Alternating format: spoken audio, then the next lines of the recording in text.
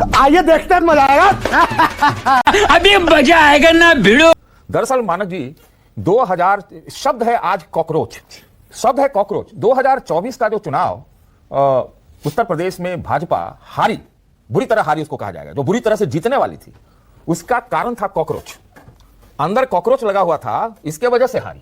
और योगी जी अगले साल चुनाव हारेंगे भी तो उसका भी कारण कॉकरोच ही होगा। आप क्यों नहीं बोलते भाई, आप पत्रकार हैं ना? कितनी डिबेट किया हम तो हाँ तो बोलिए। हमें बस तो मैं आपको बुलवाना मेरा फर्ज था तो मैं बोल दिया। लेकिन थोड़ा कॉकरोचों से बच के भी तो रहना पड़ता है, कॉकरोच भी तो है बहुत। कि तिलचट्टे भी काटने लगे आजकल।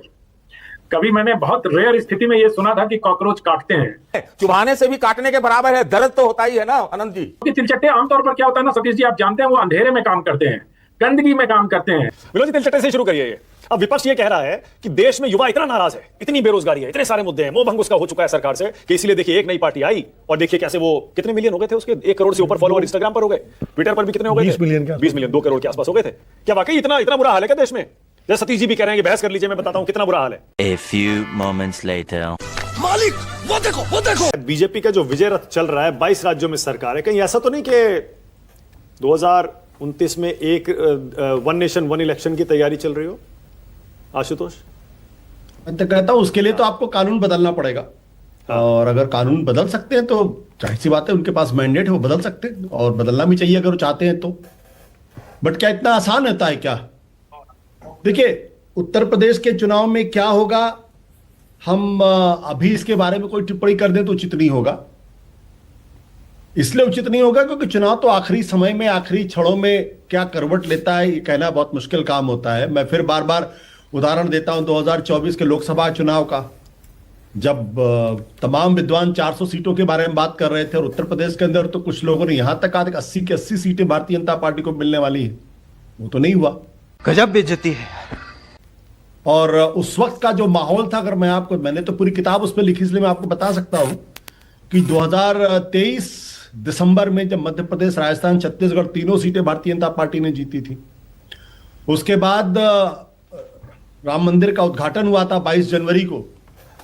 और 22 जनवरी को अगर आप किसी पत्रकार से पूछते हो, हमारे विनोद जी मौजूद हैं, कोई ये नहीं कह रहा था भारतीय जनता पार्टी को कम से कम 350 से कम सीटें मिलने वाली हैं। उत्तर प्रदेश में तो कोई नहीं कह रहा था कि 80 से कम मिलने वाली हैं। लेकिन चुनाव उसके बाद पलटा और चुनाव ऐसा पलटा कि भारतीय जनता पार्टी को अगर उड़ीसा की अगर 20 सीटें नहीं मिली होती, नीतीश कुमार अगर उधर नहीं गए होते, तो वो 240 सीटें भी मिलती, इसी में संदेह था। बात तो सही है। तो मैं ये कहना चाहता हूं कि 6 महीने पहले किसी तरीके का आकलन करना थोड़ी जल्दबाजी होगी। कांग्रेस के नेता क्यों चले गए मायावती के घर पर बिना बुलाए? अब ये तो कांग्रेस के नेताओं से पूछ लीजिए, मुझे तो मालूम नहीं है। आपका विश्लेषण क्या है? नहीं देखिए, एक बात आप समझिए, कांग्रेस बहुत दिनों से इस ख्याल में है कि दलितों का खोया हुआ वोट उसकी तरफ आना चाहिए। और उनको लगता है कि मायावती अगर वहां कमजोर हो रही है, जो मायावती एक जमाने में 20 से 22% वोट लेकर आती थी, अगर आज वो 9% वोट पे खड़ी हुई है तो वो स्पेस खाली हुआ, जो गैर जाटव दलित वोटर है वो स्पेस खाली हुआ है।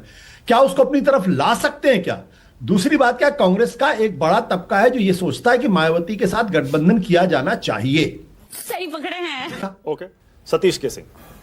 देखिए मैं तो ये कह रहा हूं कि तथ्य के आधार पर ही आते हैं। हाँ, SIR जब उत्तर प्रदेश में चल रहा था तो SIR के खिलाफ विरोधियों से ज्यादा किसी मुखर आवाज ने उस पर टिप्पणी की थी, तो उसका नाम था योगी। 2 करोड़ वोट कट जाएंगे और आजकल तो वोट बढ़ते हैं, घट कैसे जाते हैं, ये टिप्पणी थी उनकी। तो आपका जो ये तो तथ्य है ना, या हम कुछ गलत बोल रहे तो बता दीजिए, ये तथ्य है कि नहीं? तो पहली बात तो ये है। दूसरी बात ये है,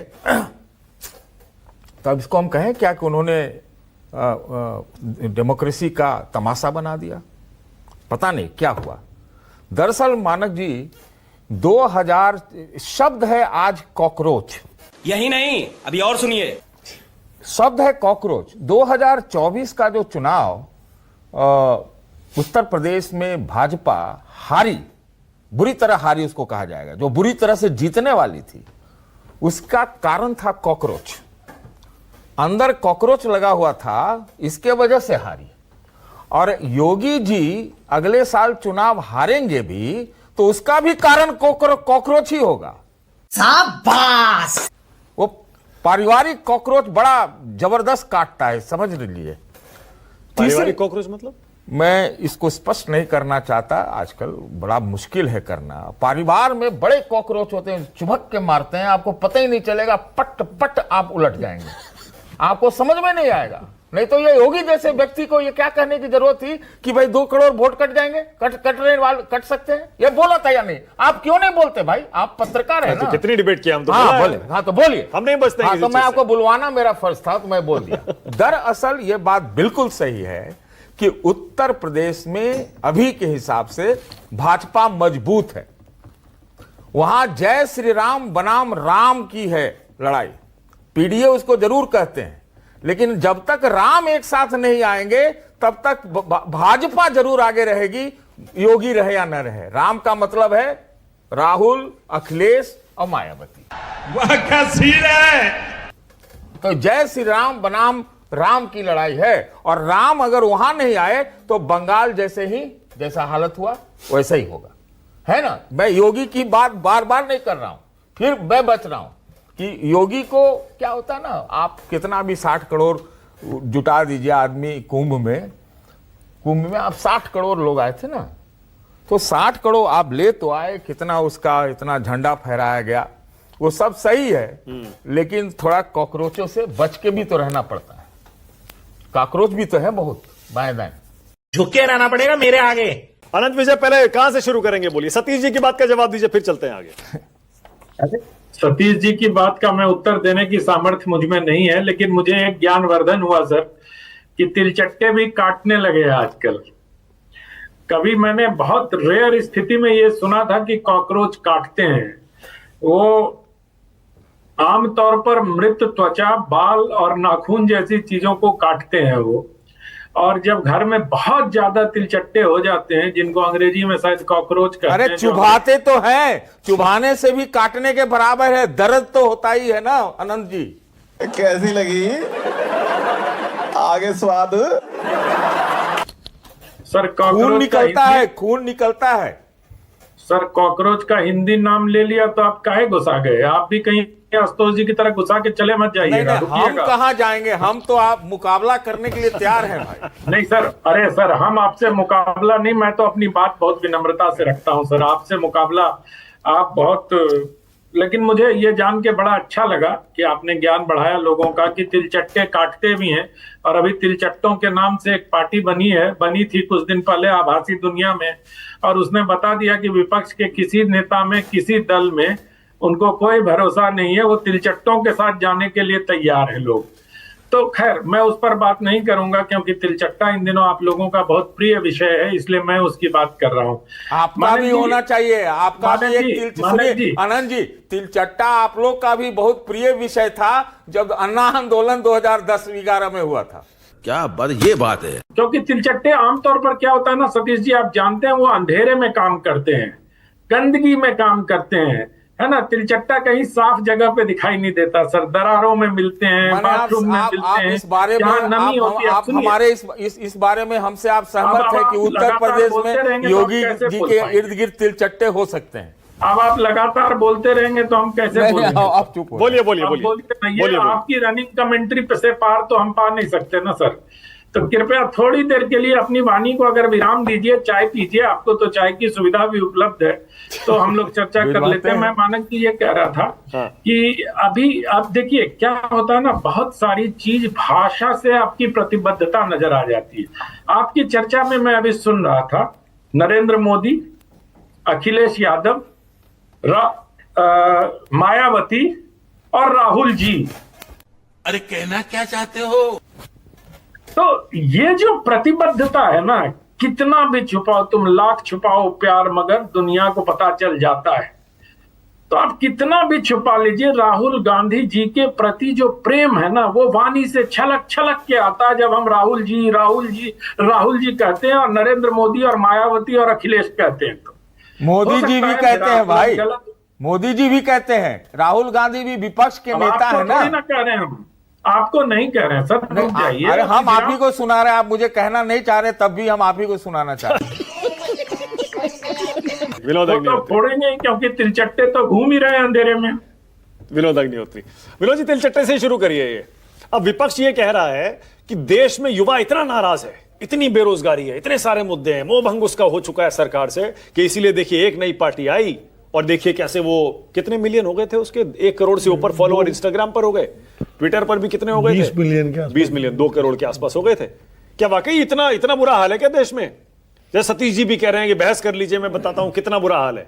विनोद जी, देखिए, ये सोशल मीडिया पर किसके कितने फॉलोवर हैं ये कोई पैमाना नहीं है। सोशल मीडिया पर तो भारतीय जनता पार्टी से ज्यादा कांग्रेस के फॉलोवर इंस्टाग्राम हाँ, पर सही भी है। जो है, तो क्या, लेकिन सरकार तो भारतीय जनता पार्टी की है देश में और 22 राज्यों में है। और सोशल मीडिया पर जो इस तरह फॉलोइंग होती है वो ज्वार भाटे की तरह है। क्या बोला तूने?